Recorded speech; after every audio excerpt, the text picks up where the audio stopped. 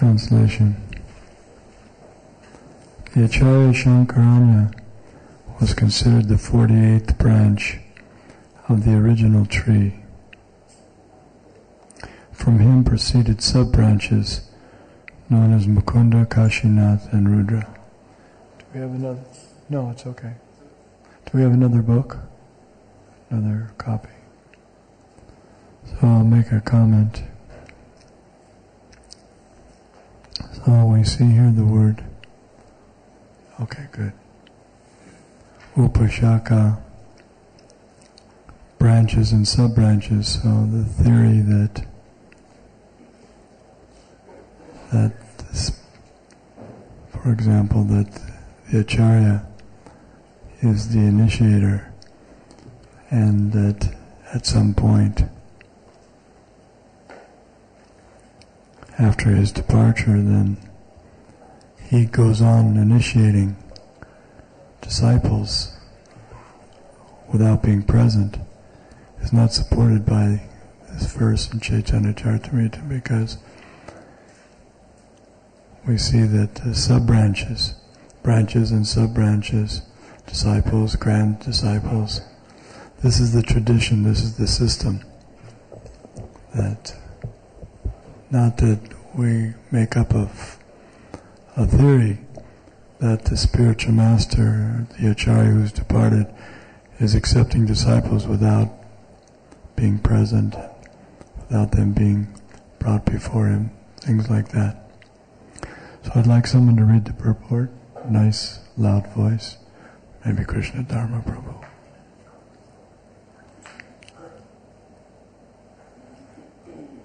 I may make comments along the way.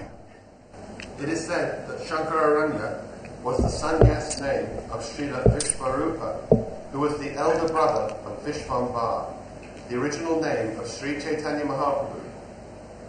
Shankararanya expired in 1432 Shakabda, AD 1510, at Shonapur, where there is a place of pilgrimage known as Pandarapura. This is referred to in the Madhya Lila, chapter 9, verses 299 and 300. Yes, the elder brother went away and took sannyas, and expired. Lord Chaitanya found out when he was on his tour.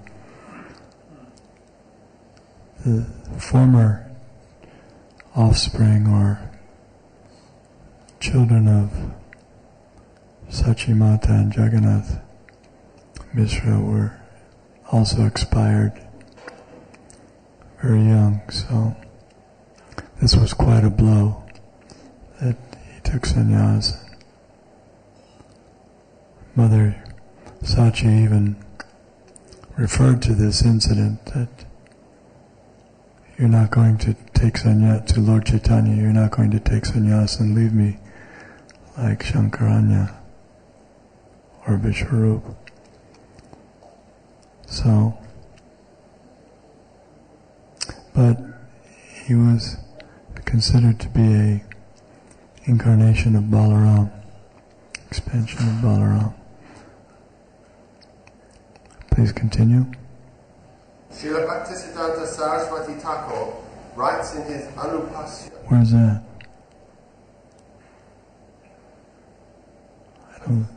I don't see that. Oh, this is paperface.com probably. I've got Lord Chaitanya Mahaprabhu opened.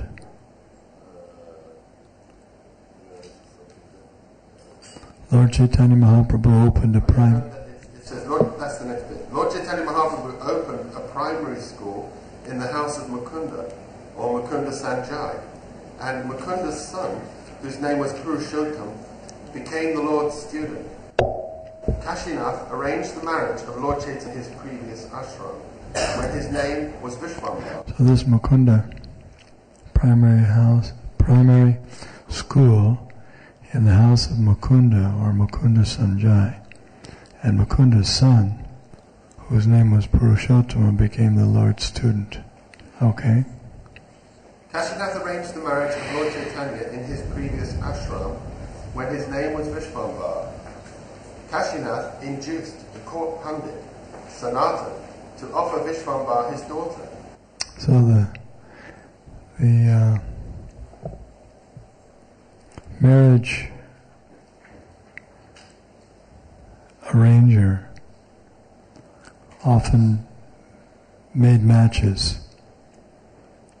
They would go to the parents of two suitable candidates. Sometimes, like in the case of Garga Muni, the priest of the Yadu dynasty, he was also a very advanced astrologer and scholar and devotee.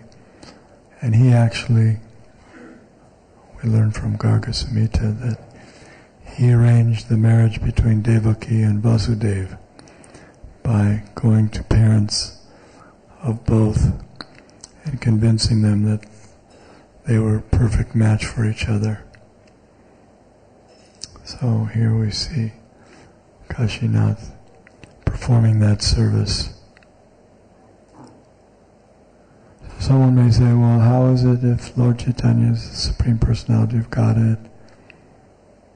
He's getting married to somebody other than the Goddess of Fortune, but she's also an expansion of the Goddess of Fortune, as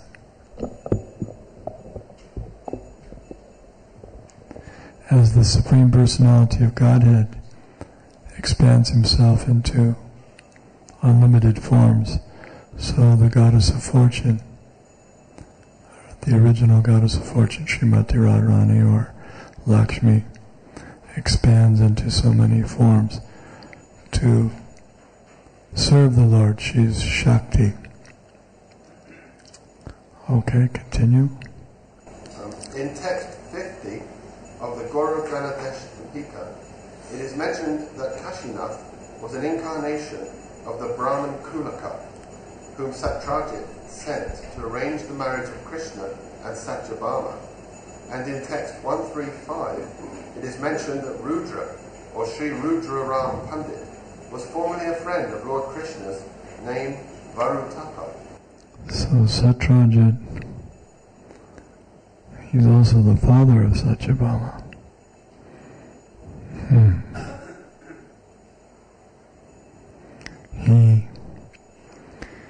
He had become, Satyajit was a worshipper of the sun god, and because of their friendship, he had received the jewel. He asked for the jewel, Shamantaka, and he got the jewel. And it was so bright that wherever he went, people thought that the sun god had come. And it also produced a large quantity of gold every day. And he became attached to the jewel. And although Krishna wanted the jewel to be given to Ugrasena, because on the principle that the best of everything should be offered to the king, but Satyajit wasn't favorable to that. And then one day,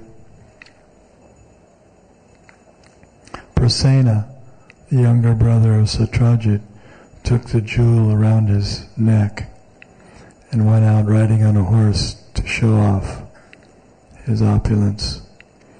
But then he was killed by the lion. The lion killed both Prasena and the horse,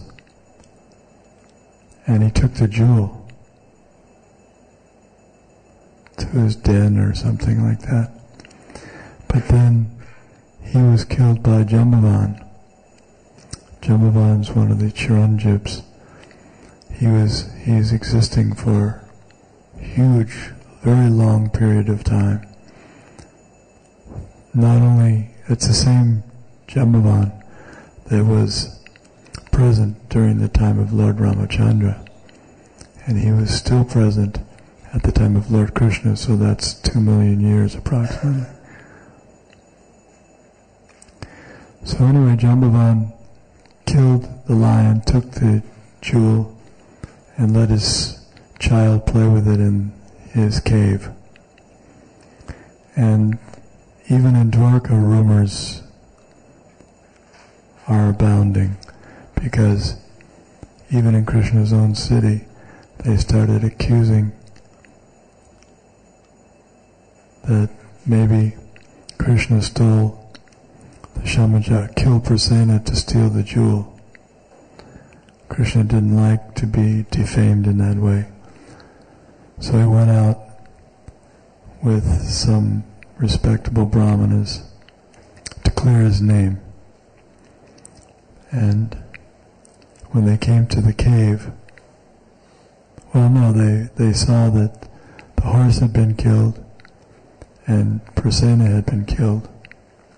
Then they saw that the lion had been killed some distance. So it was becoming apparent that there was some other cause other than Krishna. Then Krishna traced it to the cave, Jambavan's cave, but the Brahmins were afraid to go in.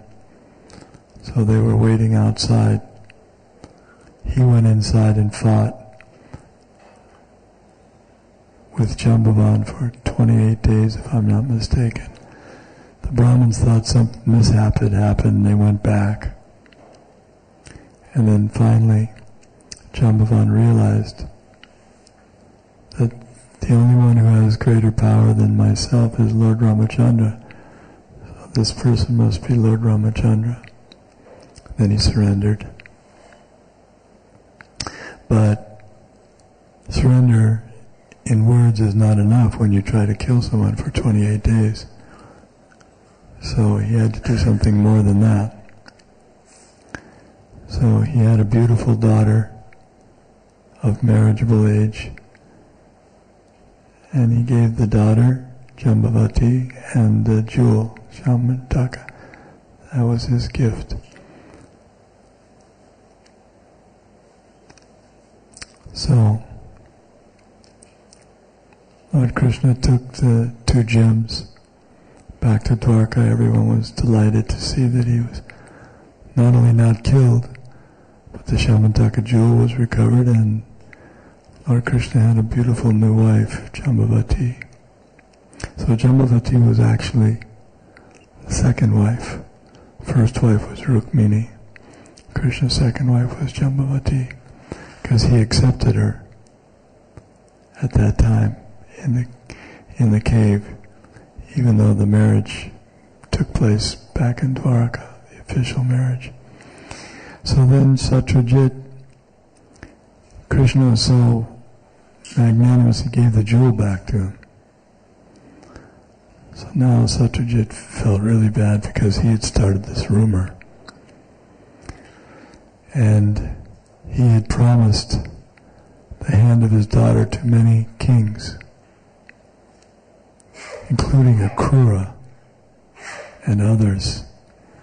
So there were many big Kshatriyas who were thinking that they were going to get the hand of Satyabhama, who was so beautiful. But Satyajit decided that I should give my daughter to Krishna as his wife. So she did that, Satyabhama. And Satyabhama became an extraordinary wife. She was the most demanding wife of Lord Krishna. Her demands were extraordinary. And, for example, when she found out, when her spies notified her that Rukmini had been given a parijata flower by Krishna or Narad Muni, or a combination of both, she was so distraught she couldn't have any peace. And as princesses or queens do, they have a room for, what's it called? Sulking. They have a sulking room. She went to the sulking room and just wore a white cloth, lied on the floor without any bangles strewn everywhere, simply crying. And when the king finds out that his wife is in the sulking room, he has to go and pacify her somehow. So Krishna is expert at pacifying. So he went there. It's a whole story in Harivamsha describes. He assumed an extraordinary fragrance, and she was very pleased. Anyway, he asked her what's wrong, and she said, "Please give me permission to fast till death." And he said, "Why?" And she said, "I thought that I was your favorite queen. Now I can see that this was all just empty words." She criticized him like the gopis criticize him. All choice words, what kind of a rogue he was for misleading her. And he tried everything to pacify her. But she says, "I can't, as a wife, I can't execute any performance without your permission. It won't be fruitful, nor would it be religious." So, although she was very demanding, she was completely in line with the scriptures, and she wouldn't do anything without Krishna's permission. So of course Krishna wouldn't give her permission to fast till death. But then he came up with an idea. He said, "Would you be satisfied if you got a parijata flower or even a tree?" And she said, "Yes, I would be." Then she immediately became just like a child. If a child's crying and then you give the child something it wants, and it smiles immediately within 1 second. So she changed. She became completely bright and happy. So Krishna had been approached by Indra, king of heaven, and there was a complaint about Bhaumasura.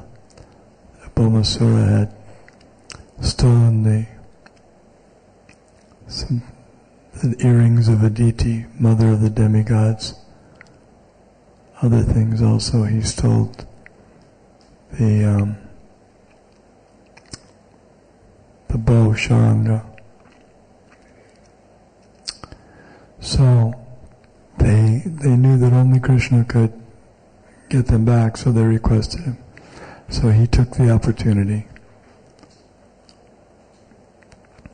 Anyway, it's a long story, but basically Krishna took Satyabhama on Garuda's back. They went for the adventure of killing Bhaumasura, rescuing all the earrings of Aditi and other things, giving them back to Indra. But Indra wouldn't agree to part with the parijata. And they had some nice discussion, which turned quite fierce, where they were threatening each other. And then a big battle took place. Krishna won the battle, and he took the parijata tree by force for his wife, so she was satisfied. So although she was demanding, and it almost seemed as though unreasonably so, Krishna was pleased by her devotion. Krishna recognized her devotion as being extraordinary. So he would do anything for her. He said, "It should be noted that in this connection, even all the demigods tried to make me break my vow, but no one can make me break my vow to my wife." Okay, so that's the story of Satyabhama and Satyajit, who's now incarnating as Kashinath. Please continue. Sri Rudraram Pandit constructed a big temple at Vallabhapur, which is 1 mile north of Mahesh, and the deity's name Radha Vallabha. The descendants of his brother, Yadunandan Bandyopadhyaya, are known as Chakravarti Thakurs, and they are in charge of the maintenance of this temple as Sevaks. The book Goro Ganodesh Deepika was written by Kavi Karnapur, who's a pure devotee of the Lord. He wasn't just speculating who these persons were, but by transcendental realization it was revealed to him who they were. So we take it, the acharyas take it as authoritative when they say that this devotee was such and such in Krishna's Leela, etc., etc. Continue. The descendants of his brother, Yadunandan formerly the Jagannath deity used to come to the temple of Radha Vallabha from Mahesh during the Ratha Yatra festival, but in the Bengali year 1262, AD 1855, due to a misunderstanding between the priests of the two temples, the Jagannath deity stopped coming. Okay, I'll read the next text. Srinatha Pandita Prabhura Kripala Bhajana Yana Krishna Seva Deki Vashatri Bhuvana. Srinath, there'll be more reading. Srinath Pandit, the 49th branch, was the beloved recipient of all the mercy of Sri Chaitanya Mahaprabhu. Everyone in the three worlds was astonished to see how he worshipped Lord Krishna. Purport. Srila Bhaktisiddhanta Saraswati Thakur writes in his Anubhasya, about 1.5 miles away from Kumarahata, or Kamarhata, which is a few miles from Calcutta, is a village known as Kanchadapada, which was the home of Sri Shivananda Sain. There he constructed a temple of Sri Gaur Gopal. Another temple was established there with Sri Radha Krishna Murtis by Srinath Pandit. The deity of that temple is named Sri Krishna Roy. The temple of Krishna Roy, which was constructed in the year 1708 Shakabda, AD 1786, by a prominent zamindar named Nimai Malik of Paturia, Gata, in Calcutta, is very large. There is a big courtyard in front of the temple, and there are residential quarters for visitors and good arrangements for cooking prasadam. The entire courtyard is surrounded by very high boundary walls, and the temple is almost as big as the Mahesh temple. Inscribed on a tablet are the names of Srinath Pandit and his father and grandfather, and the date of construction of the temple. Srinath Pandit, one of the disciples of Advaita Prabhu, was the spiritual master of the third son of Shivananda Sain, who was known as Paramananda Kavi Karnapur.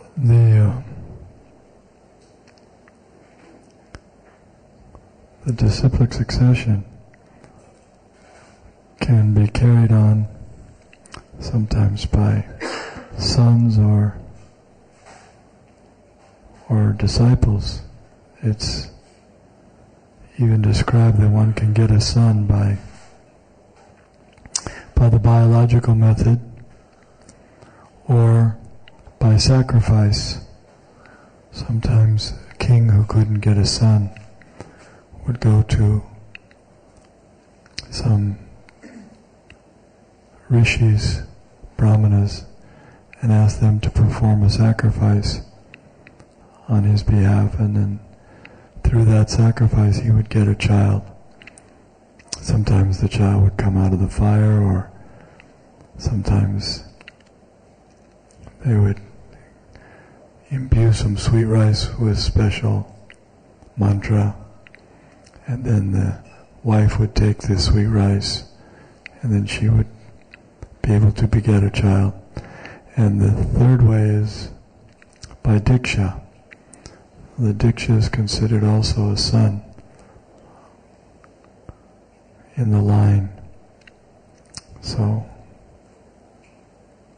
this Srinath Pandit was a descendant in the line of Advaita Prabhu by initiation. Continue. It is said that the Krishna Roy deity was installed during the time of Kavikarnapur. According to hearsay, Virabhadra Prabhu, the son of Nityananda Prabhu, brought a big stone from Murshidabad, from which 3 deities were carved, namely the Radha Vallabha Vigraha of Vallabhapur, the Shyamasundar Vigraha of Kadadaha, and the Sri Krishna Roy Vigraha of Kanchadapada. The home of Shivananda Sen was situated on the bank of the Ganges near an almost ruined temple. It is said that the same Nimai Malik of Calcutta saw this broken down temple of Krishna Roy while he was going to Benares, and thereafter constructed the present temple. We'll go on to the next text. Jagannatha Charya Prabhura Priyadas Prabhura Agyate Tenho Koila Gangavas.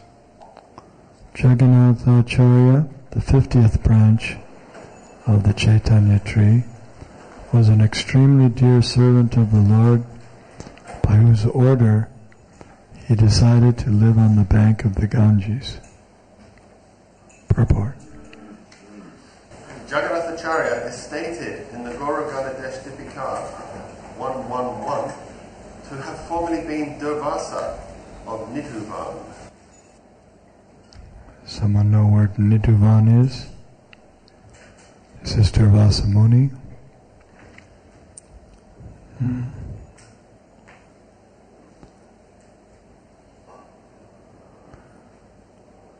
We'll continue.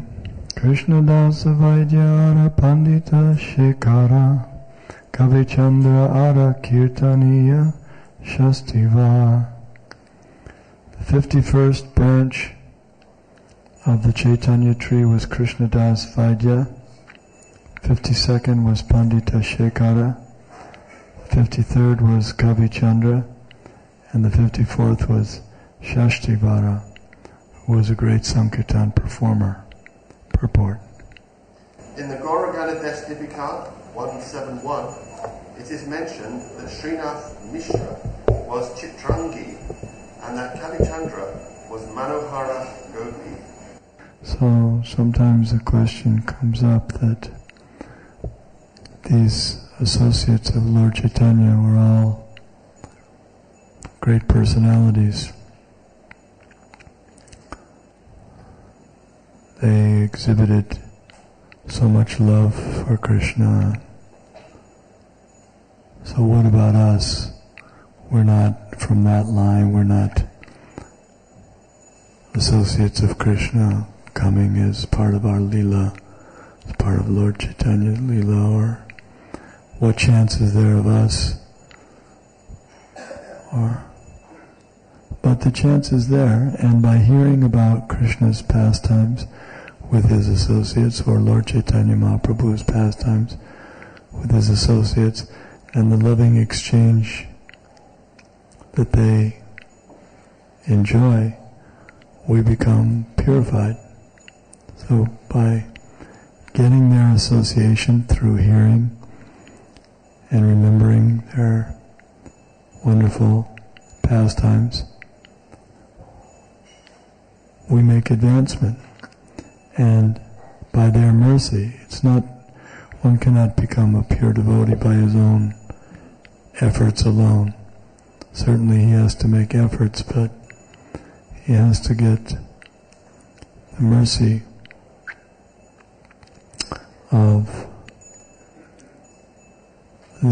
he has to take the dust from from the lotus feet of the Vaishnavas and smear it on his body.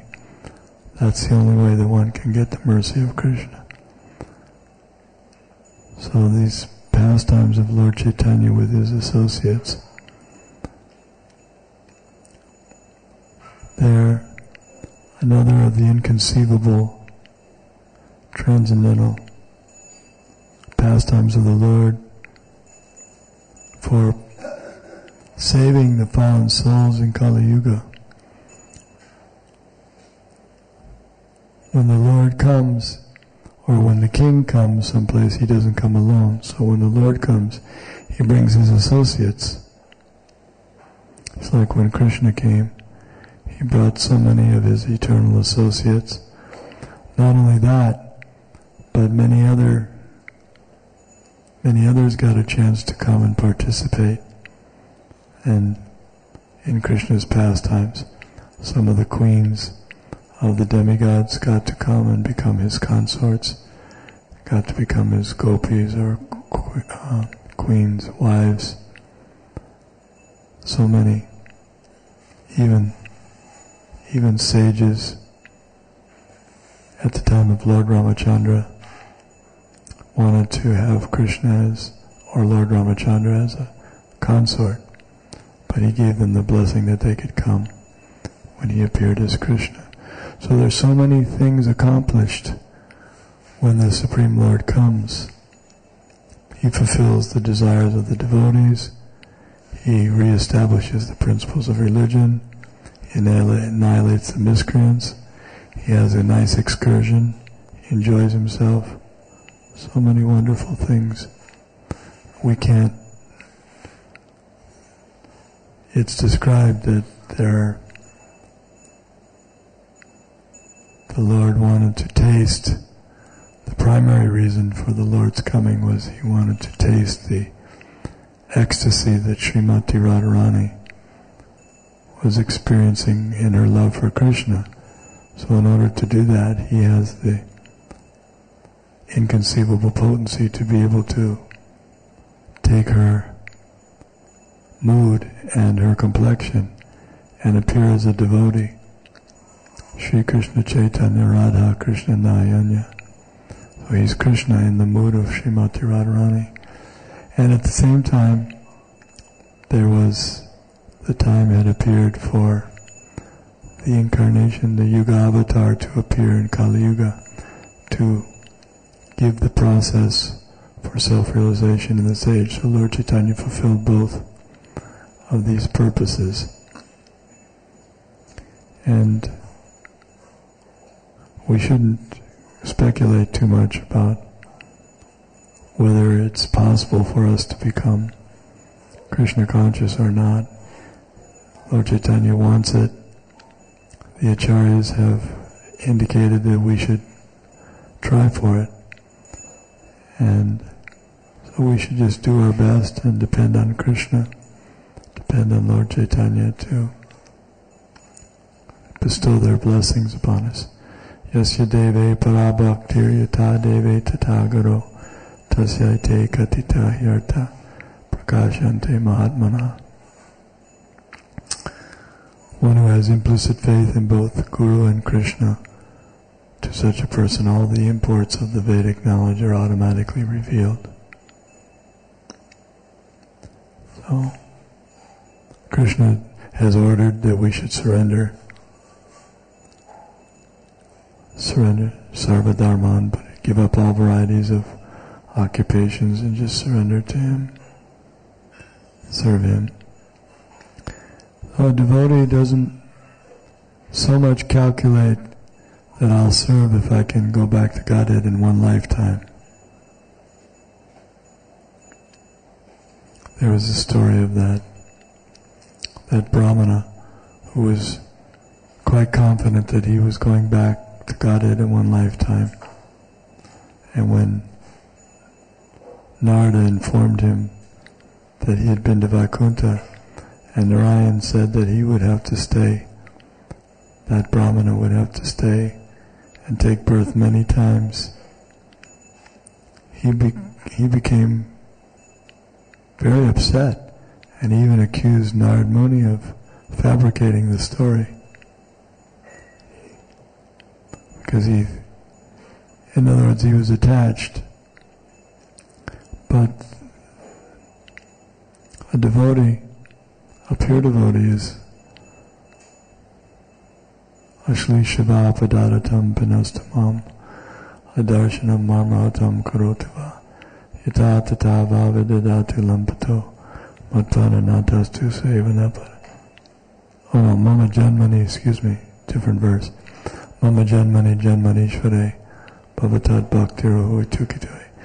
He says, Lord Chaitanya said,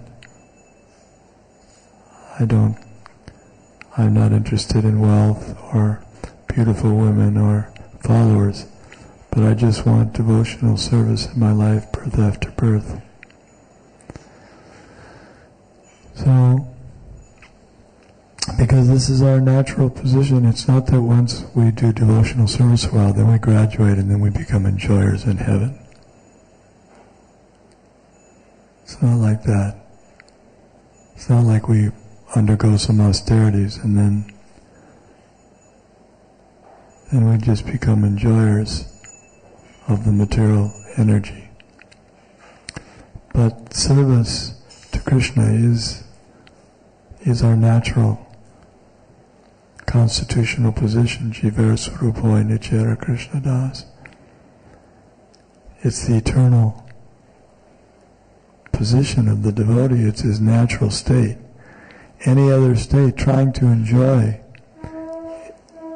the material energy, is criminal.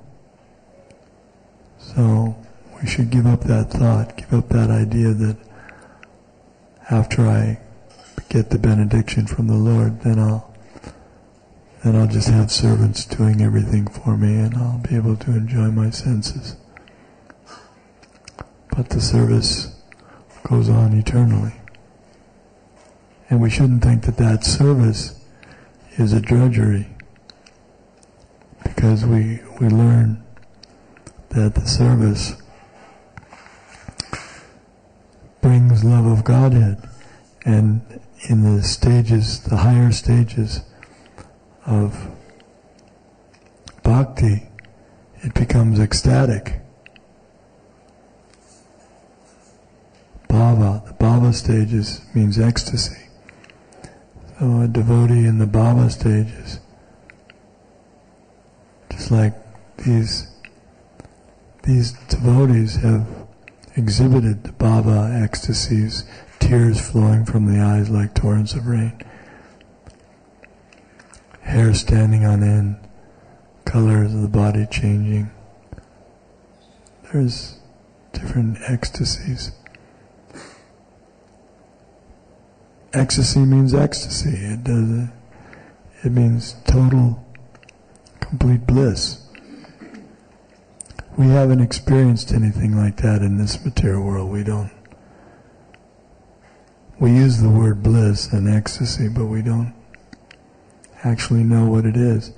It has to be completely spiritual experience. How could it just be something material? They think ecstasy is sex life. But then the dogs and the hogs and the pigeons are the most ecstatic people then, because they're expert at engaging in sex life more than we are. So that's not ecstasy, just some bodily fluids being exchanged. But ecstasy is a completely spiritual experience between the devotee and Krishna. Continue, please.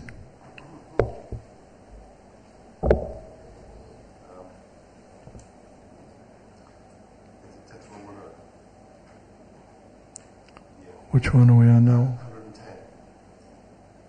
110. The 55th branch was the translation? Yes. The 55th branch was Srinath Mishra. The 56th was Shubhananda. The 57th was Sri Ram. The 58th was Ishan. The 59th was Sri Nidhi. The 60th was Sri Gopi Kanta. And the 61st was Mishra Bhagavan. We become purified just by hearing these names, even if we're not familiar with them so much. The names themselves give us purification, and we can become pure devotees just by sitting here and hearing the names. Srila Bhaktisiddhanta Saraswati Thakur, he made a comparison, and he said, if all the books in the world were destroyed but two,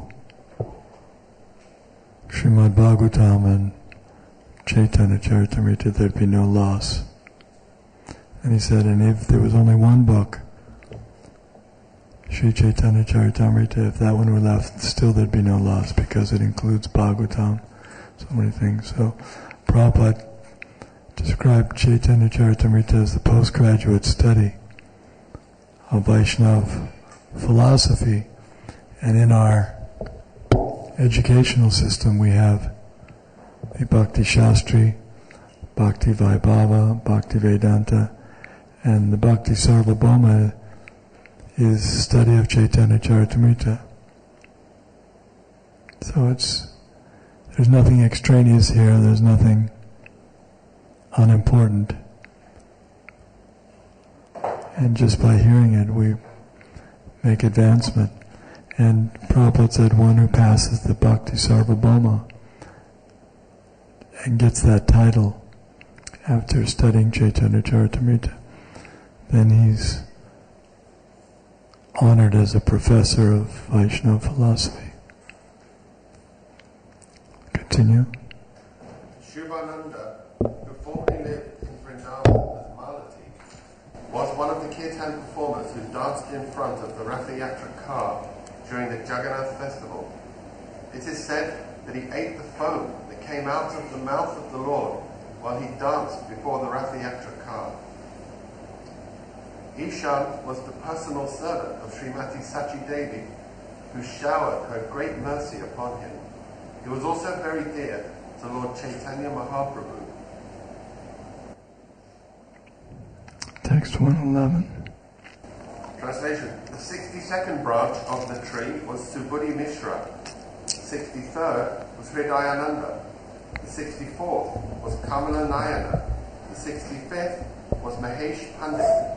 The 66th was Shrikar. And the 67th was Sri Madhusudan. Purport. Srila Bhaktisiddhanta Saraswati Thakur writes in his Anupasya, Subudhi Mishra was formerly Gunachuda in Vrindavan, who was, formerly, installed the Gauranityananda deities in a temple in the village known as Belagan, which is about 3 miles away from Sri Khanda. His present descendant is known as Govinda Chandra Goswami. Anyone make any comments on these places or any of these? Belagan.